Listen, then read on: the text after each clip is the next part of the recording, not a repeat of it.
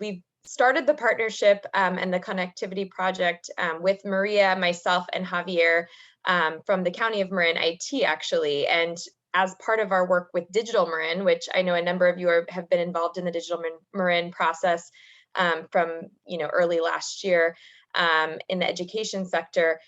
From that, we sort of spun out into our own regional collaborative as we face the challenge of connectivity and closing the digital divide in different regions throughout Marin County. And so as we approached what would be a solution for Shoreline, given that there's geographic barriers to connectivity, we had a lot of challenges with even cell service for hotspots. The infrastructure is extremely limited in this particular region. And so we came together initially with Javier and we had this idea around the Starlink connectivity, and that this is a solution that had worked with Belina Stinson. So let's try this out. And as we started the initial kind of learning about what could work from a technical standpoint, we realized the importance of relationships. And so I think the big theme for this project, and it's still early stages and ongoing, and the work is continuing, but the relationships have really grounded the whole process in getting connectivity into a region that is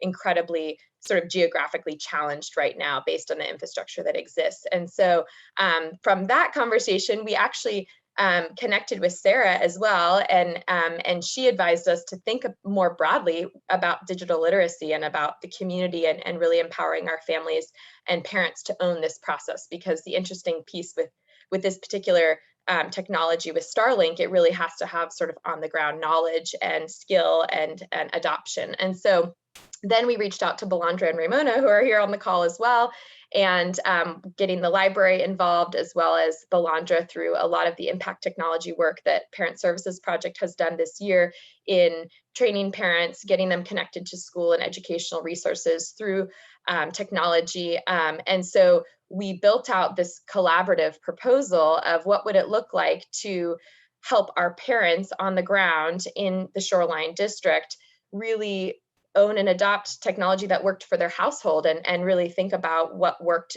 given all of the other limitations, and what could we bring there now given that infrastructure is quite limited. And so we actually, in an early focus group, connected with Christina, who's here on the call as well, to really learn and understand what was going on, what were parents concerned about. Even though students are back in school, a lot of homework is online, and Chromebooks are not able to even be used. Even if they're checked out, you can't use a Chromebook if you don't have Wi-Fi access at home. And so if your textbook is online, then you now can't do your homework because you're not connected. So there's just a lot of barriers that we were able to kind of untangle in this process and put together a proposal that included both the Parent Services Project digital literacy component and the library reaching out and being able to support with getting the connectivity infrastructure. So we're still in process. We've recently been in conversation with Adam as well, and getting the school district on board and involved in identifying families that have specific needs so that we can customize what does connectivity look like given the unique situations in each household with each family.